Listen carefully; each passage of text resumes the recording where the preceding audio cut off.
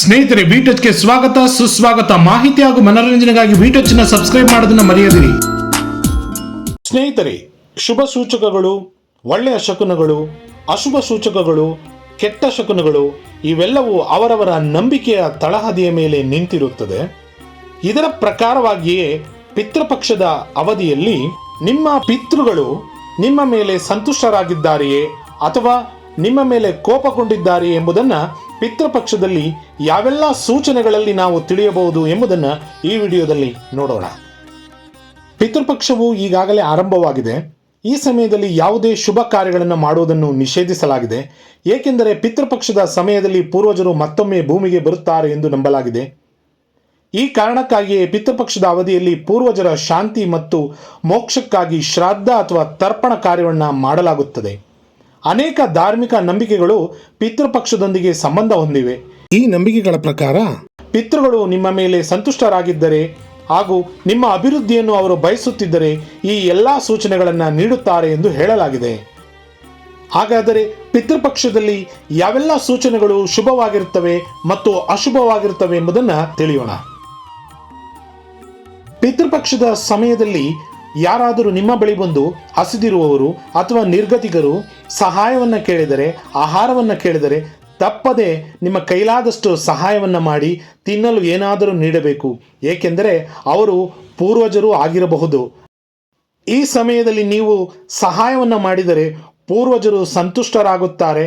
ಇದೊಂದು ಮಂಗಳಕರ ಸಂಕೇತವೂ ಕೂಡ ಹೌದು. ಪಿತೃಪಕ್ಷದ ಸಮಯದಲ್ಲಿ ನಿಮ್ಮ ಪಿತೃಗಳು ಅಥವಾ ಸತ್ತ ಸಂಬಂಧಿಕರು ನಿಮ್ಮ ಕನಸಿನಲ್ಲಿ ಕಾಣಿಸಿಕೊಂಡರೆ, ಅದರಲ್ಲೂ ಅವರು ನಿಮ್ಮ ಕನಸಿನಲ್ಲಿ ಸಂತುಷ್ಟರಾಗಿರುವಂತೆ ಕಾಣಿಸಿಕೊಂಡರೆ ನಿಮ್ಮೊಂದಿಗೆ ಪೂರ್ವಜರು ತುಂಬ ಸಂತೋಷವಾಗಿದ್ದಾರೆ ಎಂಬುದರ ಶುಭ ಸೂಚನೆಯಾಗಿದೆ. ನಿಮ್ಮ ಕನಸಿನಲ್ಲಿ ನಿಮ್ಮ ಪೂರ್ವಜರು ಸಂತೋಷವಾಗಿರುವುದನ್ನು ನೋಡುವುದು ನಿಮ್ಮ ಪ್ರಗತಿಯ ಸೂಚಕವಾಗಿದೆ. ಇಂತಹ ಸಂದರ್ಭದಲ್ಲಿ ಪೂರ್ವಜರ ಉದ್ಧಾರಕ್ಕಾಗಿ ವಿಶೇಷ ಪೂಜಾ ಹವನವನ್ನು ಮಾಡಬೇಕು. ಇದೇ ಸಮಯದಲ್ಲಿ ನಿಮ್ಮ ಪಿತೃಗಳು ಅಥವಾ ಸತ್ತ ಸಂಬಂಧಿಕರು ನಿಮ್ಮ ಕನಸಿನಲ್ಲಿ ದುಃಖಿತರಾಗಿ ಕಾಣಿಸಿಕೊಂಡರೆ ಅದೊಂದು ಅಶುಭ ಸೂಚಕವೆಂದು ನಂಬಲಾಗಿದೆ. ಕೆಲವರು ತಮ್ಮ ಮನೆಗೆ ಕಪ್ಪು ಇರುವೆ ಬರುವುದನ್ನು ಕಂಡು ಚಿಂತೆಗೆ ಒಳಗಾಗುತ್ತಾರೆ. ಆದರೆ ನಿಮ್ಮ ಮನೆಗೆ ಕಪ್ಪು ಬಣ್ಣದ ಇರುವೆಗಳು ಬಂದಾಗ ಅತಿಯಾಗಿ ಚಿಂತಿಸಲು ಹೋಗಬಾರದು. ಬದಲಾಗಿ ಇರುವೆಗಳು ಹೊರಬರುವ ಸ್ಥಳದಲ್ಲಿ ಹಿಟ್ಟನ್ನು ಅವುಗಳಿಗೆ ತಿನ್ನಲು ಇಡಬೇಕು. ಇದನ್ನು ಮಾಡುವುದರಿಂದ ಇರುವೆಗಳು ಸ್ವಲ್ಪ ಸಮಯದಲ್ಲಿ ಅಲ್ಲಿಂದ ಹೊರಟು ಹೋಗುತ್ತವೆ. ಪಿತೃಪಕ್ಷದ ಸಮಯದಲ್ಲಿ ಕಪ್ಪು ಇರುವೆಗಳು ನಿಮ್ಮ ಮನೆಯನ್ನು ಪ್ರವೇಶಿಸಿದರೆ ಅದನ್ನು ಅತ್ಯಂತ ಮಂಗಳಕರವೆಂದು ಪರಿಗಣಿಸಲಾಗುತ್ತದೆ. ಇದು ಪಿತೃಗಳ ಸಂತೋಷದ ಸಂಕೇತವೂ ಆಗಿದೆ. ನೀವೆಷ್ಟೇ ಕಾಳಜಿಯನ್ನು ತೆಗೆದುಕೊಂಡ ನಂತರವೂ ನಿಮ್ಮ ಮನೆಯಲ್ಲಿ ನೆಟ್ಟಿರುವ ಮರಗಳು ಮತ್ತು ಗಿಡಗಳು ಒಣಗಿ ಹೋಗುತ್ತಿದ್ದರೆ ಅಥವಾ ಸಾಯುತ್ತಿದ್ದರೆ ಅದನ್ನು ಮಂಗಳಕರವೆಂದು ಪರಿಗಣಿಸಲಾಗುವುದಿಲ್ಲ. ಅದೇ ಪಿತೃಪಕ್ಷದಲ್ಲಿ ಒಣಗಿದ ಅಥವಾ ಸತ್ತ ಗಿಡ ಮತ್ತು ಮರಗಳು ಮತ್ತೆ ಅರಳಲು ಪ್ರಾರಂಭಿಸಿದರೆ ಅಥವಾ ಅವುಗಳು ಮತ್ತೆ ಹಸಿರಾಗಲು ಕಾಣಲು ಪ್ರಾರಂಭಿಸಿದರೆ ಅದನ್ನು ಪಿತೃಗಳು ನಿಮ್ಮ ಮೇಲೆ ಸಂತುಷ್ಟರಾಗಿದ್ದಾರೆ ಎಂಬುದರ ಸೂಚನೆಯಾಗಿದೆ. ಅಂತಹ ಪರಿಸ್ಥಿತಿಯಲ್ಲಿ ನಿಮ್ಮ ಪೂರ್ವಜರ ವಿಶೇಷ ಆಶೀರ್ವಾದವು ನಿಮ್ಮ ಮೇಲಿದೆ ಎಂಬುದನ್ನು ನೀವು ಅರ್ಥ ಮಾಡಿಕೊಳ್ಳಬೇಕು. ಪಿತೃಪಕ್ಷದಲ್ಲಿ ಹಸು, ನಾಯಿ, ಬೆಕ್ಕು, ಮೇಕೆ, ಎಮ್ಮೆ ಮುಂತಾದ ಯಾವುದೇ ಪ್ರಾಣಿಗಳು ಬಂದು ನೀವು ಇಟ್ಟಿರುವ ಆಹಾರವನ್ನು ಪ್ರೀತಿಯಿಂದ ಸ್ವೀಕರಿಸಿ ಅಲ್ಲಿಂದ ಹೊರಟು ಹೋದರೆ ಅದು ನಿಮ್ಮ ಪೂರ್ವಜರ ಆಶೀರ್ವಾದವು ನಿಮ್ಮ ಮೇಲಿದೆ ಮತ್ತು ನೀವು ಪ್ರಗತಿ ಹೊಂದುವ ಶುಭ ಸಂಕೇತವಾಗಿದೆ. ಜೀವನದ ಮುಂದಿನ ದಿನಗಳಲ್ಲಿ ನೀವು ಎಲ್ಲ ಕಾರ್ಯಗಳಲ್ಲೂ ಯಶಸ್ಸನ್ನು ಕಂಡುಕೊಳ್ಳುತ್ತೀರಿ ಎಂಬುದರ ಸೂಚನೆಯಾಗಿದೆ. ಇತ್ತೀಚಿನ ದಿನಗಳಲ್ಲಿ ಕಾಗೆಗಳು ಕಾಣಿಸುವುದು ತುಂಬ ವಿರಳ. ಅದರಲ್ಲೂ ನಗರ ಪ್ರದೇಶಗಳಲ್ಲಿ ಅದರ ಶೇಕಡಾವಾರು ಪ್ರಮಾಣವು ಇನ್ನೂ ಕಡಿಮೆಯಾಗುತ್ತಿದೆ. ಆದರೆ ಪಿತೃಪಕ್ಷದ ಸಮಯದಲ್ಲಿ ನಿಮ್ಮ ಮನೆಯ ಅಂಗಳ, ಟೆರೆಸ್, ಕಿಟಕಿ ಇತ್ಯಾದಿಗಳಲ್ಲಿ ಕಾಗೆ ಬಂದು ಕೂಗಿದರೆ ಅದು ಪೂರ್ವಜರು ಸಂತೋಷವಾಗಿರುವುದರ ಸಂಕೇತವೆಂದು ಪರಿಗಣಿಸಲಾಗುತ್ತದೆ. ಕಾಗೆಯನ್ನು ಯಮರಾಜನ ಸಂದೇಶವಾಹಕ ಎಂದು ನಂಬಲಾಗಿದೆ. ಅಂತಹ ಪರಿಸ್ಥಿತಿಯಲ್ಲಿ ಕಾಗೆಯು ಯಮಲೋಕದಿಂದ ಪೂರ್ವಜರಿಂದ ಸಂದೇಶವನ್ನು ತರುತ್ತಿದೆ ಎಂಬ ನಂಬಿಕೆಯೂ ಕೂಡ ಇದೆ. ವರ್ಷಕ್ಕೆ ಒಮ್ಮೆ ಬರುವ ಪಿತೃಪಕ್ಷದ ವಿಶೇಷ ಸಂದರ್ಭದಲ್ಲಿ ಪ್ರತಿದಿನ ಹಸುಗಳಿಗೆ 2 ರೊಟ್ಟಿಗಳನ್ನು ತಿನ್ನಲು ನೀಡಬೇಕು. ಹಸುಗಳಿಗೆ ರೊಟ್ಟಿಯನ್ನು ನೀಡುವ ಮೊದಲು ಬೆಲ್ಲದ ಜೊತೆಗೆ ರೊಟ್ಟಿಯನ್ನು ಹಿಡಿದು ನಿಮ್ಮ ಪಿತೃಗಳನ್ನು ಸ್ಮರಿಸಿ ಆ ರೊಟ್ಟಿಗಳನ್ನು ಮತ್ತು ಬೆಲ್ಲವನ್ನು ಹಸುವಿಗೆ ತಿನ್ನಲು ನೀಡಬೇಕು. ಇದರಿಂದ ನಿಮ್ಮ ಪಿತೃಗಳು ಸಂತುಷ್ಟರಾಗಿ ಅವರು ಆಶೀರ್ವಾದವನ್ನು ನೀಡುತ್ತಾರೆ ಎಂದು ನಂಬಲಾಗಿದೆ.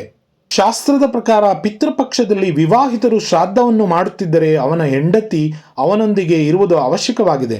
ಒಬ್ಬ ವ್ಯಕ್ತಿ ಎಂದಿಗೂ ಒಬ್ಬಟ್ಟಿಯಾಗಿದ್ದು ಶ್ರಾದ್ದವನ್ನು ಮಾಡಬಾರದು. ಇದಲ್ಲದೆ ಪಿತೃಪಕ್ಷದ ಸಮಯದಲ್ಲಿ ಯಾವುದೇ ರೀತಿಯ ಸೌಂದರ್ಯ ಹೆಚ್ಚಿಸುವ ವಸ್ತುಗಳ ಬಳಕೆಯನ್ನು ಕಡಿಮೆ ಮಾಡಬೇಕೆಂದು ಹಿರಿಯರು ಹೇಳುತ್ತಾರೆ. ಧರ್ಮಗ್ರಂಥಗಳಲ್ಲಿ ಉಪ್ಪನ್ನು ತೀಕ್ಷ್ಣವಾದ ವಸ್ತುವೆಂದು ಪರಿಗಣಿಸಲಾಗಿದೆ. ಈ ಕಾರಣಕ್ಕಾಗಿ ಪಿತೃಪಕ್ಷದ ಸಮಯದಲ್ಲಿ ಉಪ್ಪನ್ನು ಖರೀದಿಸುವುದು ನಿಷಿದ್ಧವಾಗಿರುತ್ತದೆ. ಆದರೆ ಉಪ್ಪನ್ನು ಪಿತೃಗಳ ಹೆಸರಿನಲ್ಲಿ ದಾನ ಮಾಡುವುದಕ್ಕಾಗಿ ಖರೀದಿಸಬಹುದಾಗಿದೆ.